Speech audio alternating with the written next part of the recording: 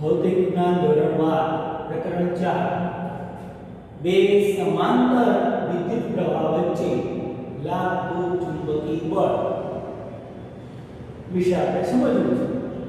અહીં આકૃતિમાં આપણે એકબીજાથી d અંતરે રહેલા બે લાંબા સમાંતર વાહકો a અને b દર્શાવ્યા છે. બે વાહકો છે a અને b, બંને વચ્ચેનું અંતર કેવું છે d, અને બંને કેવા છે એકબીજાને સમાંતર. જેમાંથી વાહક a માંથી IA પ્રવાહ વહે છે અને વાહક b માંથી IB વિદ્યુત પ્રવાહ વહે છે. હવે તમને ખ્યાલ છે કે વાહક a માંથી વિદ્યુત પ્રવાહ વહેતો હોય તો અર્સ્ટેડના અવલોકન મુજબ વાહક a ની આજુબાજુ ચુંબકીય ક્ષેત્ર ઉત્પન્ન થાય. એટલે વાહક a ની આજુબાજુ વાહક a માંથી વિદ્યુત પ્રવાહ આ દિશામાં વહે છે, એટલે અંગૂઠાની દિશામાં વિદ્યુત પ્રવાહ છે, એટલે ચુંબકીય ક્ષેત્ર કઈ દિશામાં થાય? આંગળાઓની દિશામાં. એટલે આ રીતે આપણને વિદ્યુત પ્રવાહ ને કારણે ચુંબકીય ક્ષેત્ર મળે. એના સ્પર્શકની દિશામાં તમને ચુંબકીય ક્ષેત્ર ક્યાં મળે છે? અધો દિશા. આવી રીતે વર્તુળાકાર દિશામાં ચુંબકીય ક્ષેત્ર વર્તુળના સ્પર્શકની દિશામાં ચુંબકીય ક્ષેત્ર તમને મળે. દરેક બિંદુએ વર્તુળના સ્પર્શકની દિશામાં મળે. આ એ વિદ્યુત પ્રવાહને કારણે જમણા હાથના નિયમ મુજબ કોઈ પણ અનંત લંબાઈના વિદ્યુત પ્રવાહધારી તારની આજુબાજુ ચુંબકીય ક્ષેત્ર આંગળાઓની દિશામાં ચુંબકીય ક્ષેત્ર હોય, એટલે એના સ્પર્શકની દિશામાં તમને ચુંબકીય ક્ષેત્ર BA ક્યાં મળે? અધો દિશામાં મળે છે. એટલે કે વાહક A દ્વારા વાહક B પર દરેક બિંદુએ સમાન ચુંબકીય ક્ષેત્ર BA અધો દિશામાં જમણા હાથના નિયમ મુજબ ઉત્પન્ન થાય છે. આ રીતે જમણા હાથના નિયમ મુજબ. એનું સૂત્ર તો આપણે એમ્પીયરના નિયમ મુજબ મેળવેલું જ છે કે કોઈ પણ વાહકના વડે ઉદ્ભવતું ચુંબકીય ક્ષેત્ર કેટલું હોય? B બરાબર μ0 I છેદમાં 2 pi d, અથવા તો અંતર જે અંતરે હોય એ અંતર અથવા તો 2 pi r. અહીંયા અંતર d છે, વિદ્યુત પ્રવાહ I છે, અને a ને કારણે ઉત્પન્ન થાય છે એટલે કે dA μ0 I 2 pi d. એની દિશા કઈ આવશે? અધો દિશા, જમણા હાથના નિયમ મુજબ. હવે આપણે સૂત્ર ભણી ગયા છીએ. F ચુંબકીય બળ F બરાબર IL ક્રોસ B એવું ભણી ગયા. હવે ચુંબકીય ક્ષેત્ર B છે અને આમાંથી IB જેટલો પ્રવાહ વહે છે, તો આનો વિદ્યુત પ્રવાહ ખંડ IBL ઉપર લાગતું ચુંબકીય બળ આ સૂત્રના નિયમ મુજબ આપણે શોધીશું. હવે અહીંયા ચુંબકીય ક્ષેત્ર BA ના કારણે વિદ્યુત પ્રવાહ IB ધરાવતા સુવાહક B ના ખંડ L પર લાગતું બળ શોધવું છે. એટલે આપણે એને નામ આપી દીધું FDA. કોના કારણે લાગે છે? A ના કારણે. કોની પર લાગે છે? D પર. એટલે FDA લાગે. બરાબર. હવે એક B વિદ્યુત પ્રવાહ ખંડ કયો છે? IB. એટલે આપણે અહીંયા IB લખીએ. વિદ્યુત પ્રવાહ ખંડ L છે એટલે અહીંયા L છે. અને કોના કારણે કયું ચુંબકીય ક્ષેત્રને કારણે લાગે છે? BA ને કારણે લાગે છે.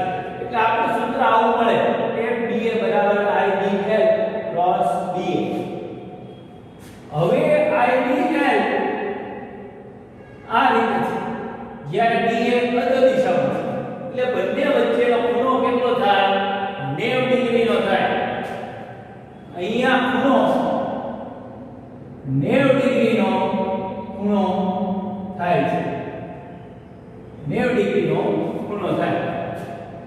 એટલે આ સમીકરણ આપણે આવી રીતે લખી શકીએ. આને મૂલ્ય રૂપે દર્શાવવું હોય તો મૂલ્ય રૂપે દર્શાવવું હોય તો આવું થઈ જાય dA sin 90. હવે sin 90 એટલે કેટલા થાય 1. એટલે તમને આ સૂત્ર કેવું મળી ગયું? આની જેવું FDA બરાબર IDL dA આવું સૂત્ર મળી ગયું. IB ની કિંમત IB, L ની L, dA ની કિંમત મૂકી દો μ0I 2πd μ0I 2πd FDA બરાબર μ0I IDL 2πd. હવે આ બળ ક્યાં લાગે છે? બાજુની તરફ, સુવાહક A તરફ.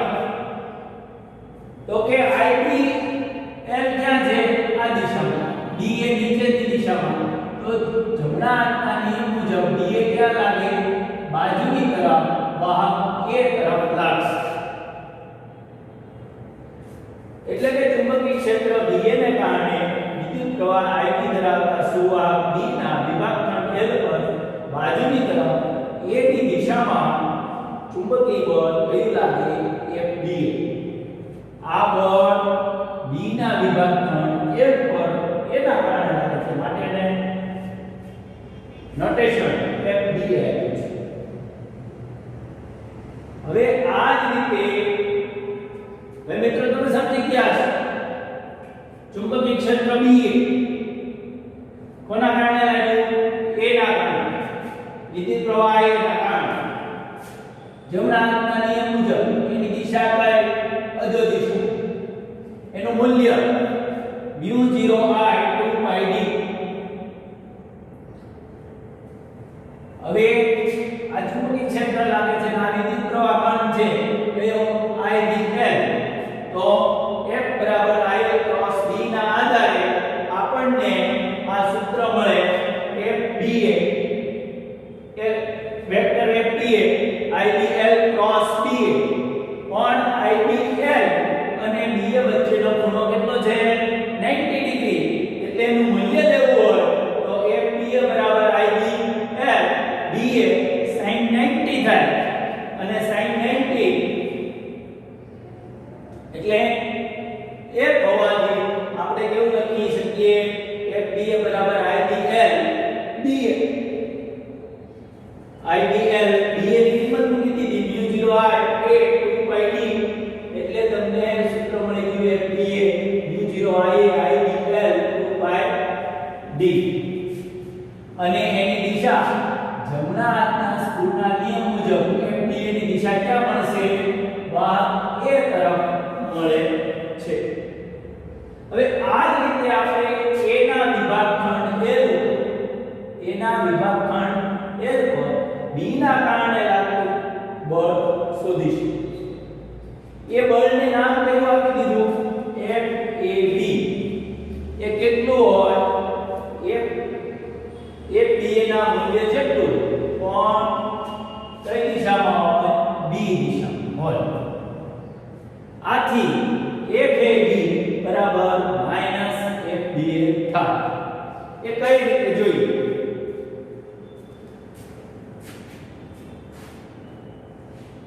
આ IB માં વિદ્યુત પ્રવાહ વહે છે એટલે ચુંબકીય ક્ષેત્રની દિશા કેવી રીતે થશે? અહીંયા ઉત્તર દિશામાં થાય. ચુંબકીય ક્ષેત્ર કઈ દિશામાં આવે? ઉત્તર દિશા. ચુંબકીય ક્ષેત્ર ઉત્તર દિશામાં તમને મળશે. જ્યારે અહીંયા પ્રવાહ આ દિશામાં વહે છે, ચુંબકીય ક્ષેત્ર ઉત્તર દિશામાં છે. એટલે તમને જમણા હાથના સ્ક્રૂના નિયમ મુજબ કે બળ ક્યાં લાગે? A ની તરફ લાગશે.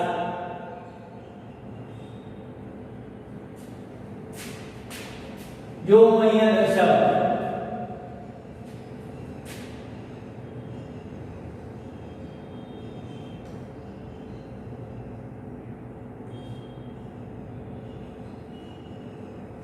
BB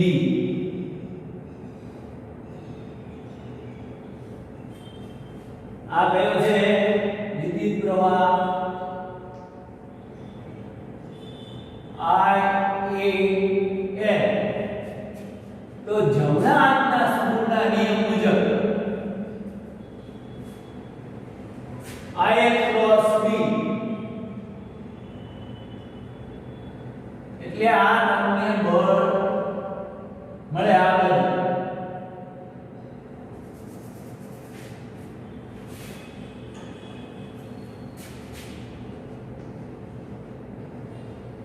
અને અહીંયા જે બળ મળશે એ કેવું મળશે FAB જમણા હાથના સ્કૂલના નિયમ મુજબ મળશે અને એનું મૂલ્ય બંનેનું સરખું જ હોય પણ દિશા બંનેની પરસ્પર વિરુદ્ધ છે સામસામે મળશે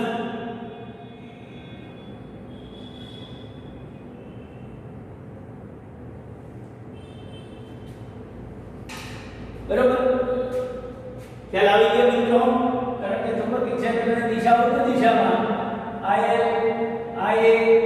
L આ દિશામાં તો જમણા હાથના સ્ક્રૂના નિયમ મુજબ આ જે FAB મળે એ વાહક B તરફ મળે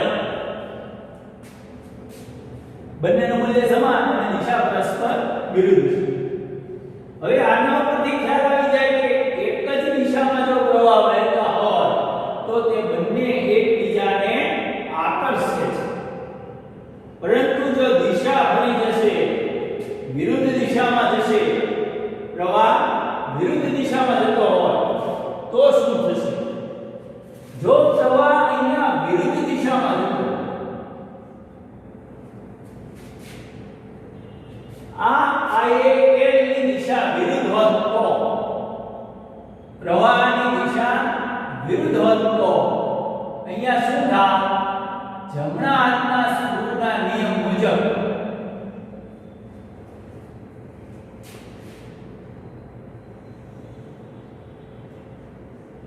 આ જે બળ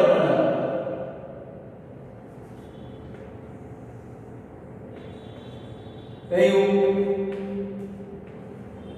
FAB એની દિશા કેવી થઈ જાય વિરુદ્ધ FAB ની દિશા આ બાજુ થઈ જાય એટલે કે બંને તાર એકબીજાને અપાકર્ષે એવી રીતે અહીંયા પણ ઘટના બને એ જ ઘટના ક્યાં બને અહીંયા બને જો પ્રવાહ આ બાજુ હોય તો આપણે કંઈક આમ કરવું પડે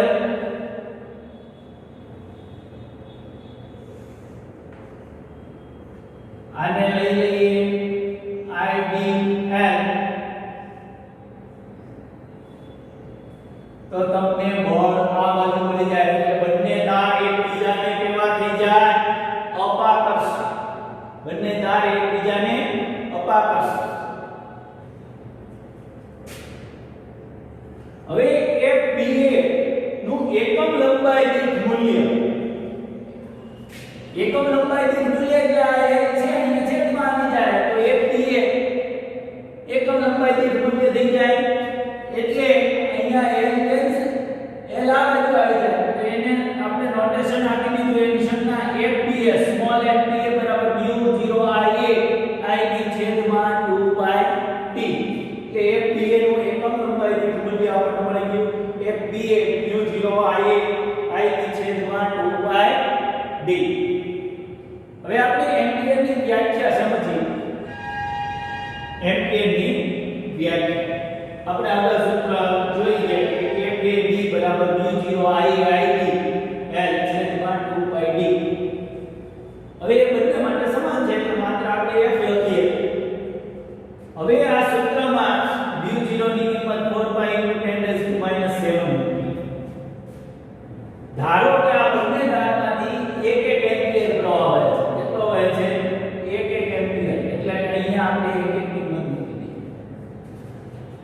આ તારની એકમ લંબાઈ દીઠ બળ લાગે છે માટે અહીંયા L બરાબર 1 મૂકીએ બંને તાર વચ્ચેનું અંતર 1 મીટર છે એટલે આપણે અહીંયા 1 મૂકીએ તો તમને બળ કેટલું મળે છે 2 × 10⁻⁷ ન્યૂટન જેટલું બળ મળે છે. આની ઉપરથી આપણે સરળતાથી વ્યાખ્યા તારવી શકીએ કે બે એકબીજાથી 1 મીટરના અંતરે રહેલા સમાંતર વિદ્યુત પ્રવાહ ધારિત વાહક તારમાંથી એકમ લંબાઈ દીઠ તેમની વચ્ચે લાગતું બળ કેટલું હોય 2 × 10⁻⁷ ન્યૂટન. તો તે બંને તારોમાંથી વહેતો સમાન વિદ્યુત પ્રવાહ કેટલો હોય 1 એમ્પીયર. એ જ વ્યાખ્યાને વધારે સારી રીતે લખીએ કે એમ્પીયર એ સ્થિર વિદ્યુત પ્રવાહનું એવું મૂલ્ય છે કે જે બે ખૂબ લાંબા સીધા અને નહિવત આડછેદ ધરાવતા શૂન્યાવકાશમાં એકબીજાથી 1 મીટર અંતરે સમાંતર મૂકેલા વાહકોમાંથી પસાર થતો હોય ત્યારે બંને વાહકો પર 1 મીટર લંબાઈ દીઠ 2 × 10⁻⁷ ન્યૂટન જેટલું બળ લગાડે છે. ટૂંકમાં એકબીજાથી અંતર કેટલું 1 મીટર અને એકમ લંબાઈ દીઠ લાગતું બળ કેટલું હોય 2 × 10⁻⁷ ન્યૂટન. ત્યારે તે બે સમાંતર વિદ્યુત વાહકમાંથી વહેતું વિદ્યુત પ્રવાહનું મૂલ્ય કેટલું હોય છે 1 એમ્પીયર જેટલું હોય છે. આની ઉપરથી આપણે μ0 નું પારિમાણિક સૂત્ર પણ તારવી શકીએ છીએ. F બરાબર μ0 I1 I2 L છેદમાં 2πd. F નો એકમ ન્યૂટન, μ0 I1 I2 નો એકમ એમ્પિયર સ્ક્વેર, L નો એકમ મીટર, 2π નો એકમ હોય નહીં, d નો એકમ મીટર. આ મીટર કેન્સલ થઈ ગયા એટલે μ0 બરાબર શું થઈ ગયું ન્યૂટન/એમ્પિયર સ્ક્વેર થઈ જાય. ન્યૂટન/એમ્પિયર સ્ક્વેર થઈ જાય. અને μ0 નો એકમ તમને મળી જાય. એના આધારે કિલોગ્રામ મીટર પ્રતિ સેકન્ડ સ્ક્વેર અને એમ્પિયર સ્ક્વેર એટલે આવી રીતે તમે મૂકી શકો. એના આધારે એનું પારિમાણિક સૂત્ર પણ મળી જાય m1 l1 t-2 a-2. આ તમને μ0 નું પારિમાણિક સૂત્ર મળી ગયું. μ0 નું પારિમાણિક સૂત્ર સ્વાધ્યાય દાખલો 4.7 4 સેન્ટીમીટર અંતરે રહેલા એટલે કે d 4 સેન્ટીમીટર બે લાંબા સીધા અને સમાંતર તાર માંથી a અને b માંથી 8 એમ્પીયર અને 5 એમ્પીયર વિદ્યુત પ્રવાહ વહે છે. I બરાબર 8 એમ્પીયર અને IB બરાબર 5 એમ્પીયર વિદ્યુત પ્રવાહ એક જ સમાન દિશામાં વહે છે. તો સમાન દિશામાં વહે છે. તાર a ના 10 સેન્ટીમીટર લંબાઈ એટલે L બરાબર 10 સેન્ટીમીટર લંબાઈ દીઠ લાગતું બળ શોધો. એટલે a ઉપર b ના કારણે લાગતું બળ છે એટલે F એ d બરાબર. તો F એ d નું સૂત્ર μ0 I1 IB L છેદમાં 2πd. μ0 ની કિંમત મૂકી દો 4π × 10⁻⁷, I ની કિંમત 8, IB ની કિંમત 5, L ની કિંમત 10 × 10⁻², 2π, d ની કિંમત મૂકો 4 × 10⁻². આ પાઈ કેન્સલ કરી દો. 8 ની સાથે 2 અને 4 કેન્સલ કરો અને 10⁻² કેન્સલ થઈ ગયા. 4 × 20, 10⁻1 ઘાત નથી, આ 10⁻2 ઘાત એટલે 2 × 10⁻2 ઘાત અને અહીં 10⁻7 ઘાત છે. 2 ઘાત માંથી -7 બાદ કરો એટલે 10⁻5 એટલે 2 × 10⁻5 ઘાત ન્યૂટન જેટલું બળ મળે. હવે બંને વચ્ચે કેવા પ્રવાહ હોય છે સમાન દિશામાં વહે છે પ્રવાહ માટે આ ચુંબકીય બળ કેવું લાગશે આકર્ષક લાગશે અને ક્યાં લાગશે એને લંબરૂપે b તરફ લાગે. ઉદાહરણ 4.10 કોઈ સ્થળે પૃથ્વીના ચુંબકીય ક્ષેત્રનો સંચિત ઘટક 3.0 × 10⁻5 ઘાત ટેસ્લા છે એટલે કે d બરાબર 3 × 10⁻5 ઘાત ટેસ્લા. અને આ ક્ષેત્રની દિશા ભૌગોલિક દક્ષિણ ઉત્તર તરફ છે એટલે ભૌગોલિક દક્ષિણ ઉત્તર તરફ ચુંબકીય ક્ષેત્રની દિશા છે.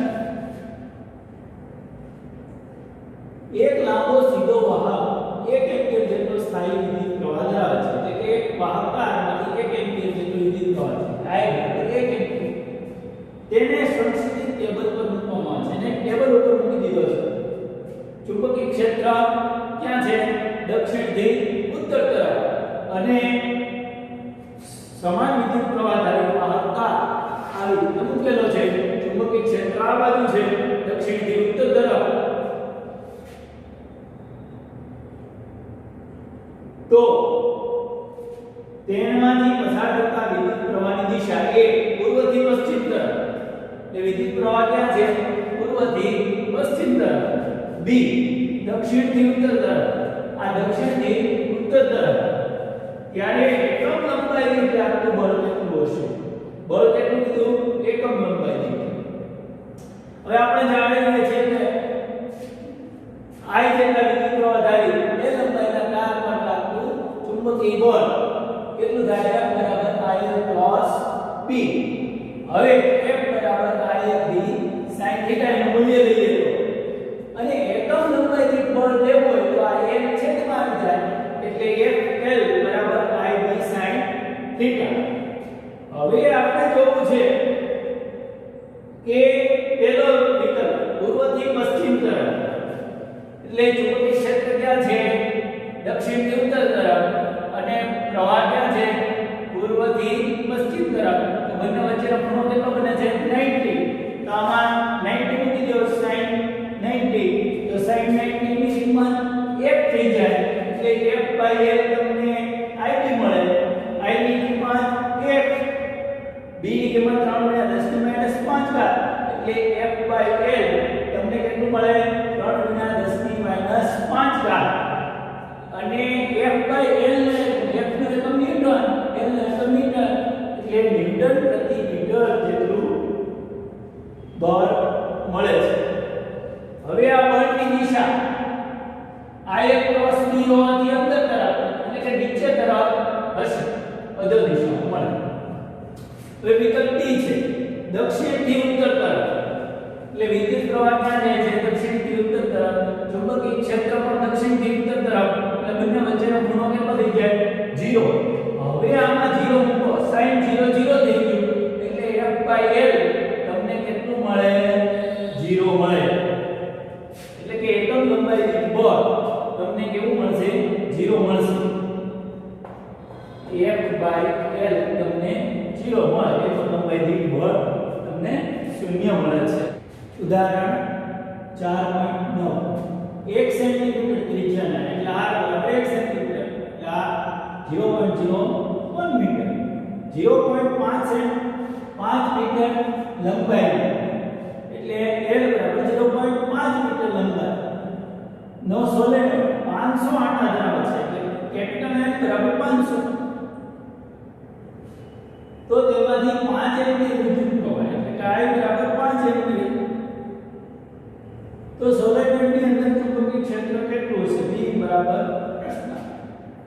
હવે R કેટલું છે 1 સેન્ટીમીટર અને L 0.5 મીટર એટલે બંનેનો ભાગાકાર કરીએ એટલે 50 આવી જાય એટલે એક કેવી છે R કરતા ખૂબ મોટી છે એટલે કે લાંબા સોલેનોઇડ માટેનું સૂત્ર આપણે વાપરી શકીએ B બરાબર μ0 n એટલે કે ત્રિજ્યાની સરખામણીમાં લંબાઈ ઘણી વધારે હોવાથી આપણે લાંબા સોલેનોઇડનું સૂત્ર B બરાબર μ0 ni વાપરી શકીએ હવે n એટલે સ્મોલ n એટલે એકમ લંબાઈ દીઠ આંટા એટલે કુલ આંટાના છેદમાં લંબાઈ એટલે 500 ભાગ્યા 0.5 0.5 એટલે 5 × 10⁻⁴ ઘાત 5 કેન્સલ થઈ ગયા 10⁻⁴ ઉપર વળી જાય તો 1000 આવી જાય એટલે n ની જગ્યાએ આપણે 1000 10 ની 3 ઘાત મૂકી શકીએ u0 ની કિંમત 4π × 10⁻⁷ n ની કિંમત 10 ની 3 ઘાત I બરાબર 5 પાઈ ની કિંમત 3.14 4 × 20 એટલે 20 અને 10 આ એટલે એમાંથી 2 નીકળી જાય 10 ની 3 ઘાત અને આ 4 × 20 એટલે 2 × 10 ની 4 ઘાત થઈ ગઈ 2 × 10 ની 4 ઘાત અને -7 છે તો -7 માંથી 4 જાય તો -3 વધે 2 × π એટલે 6.28 એટલે b બરાબર 6.28 × 10 ની -3 ઘાત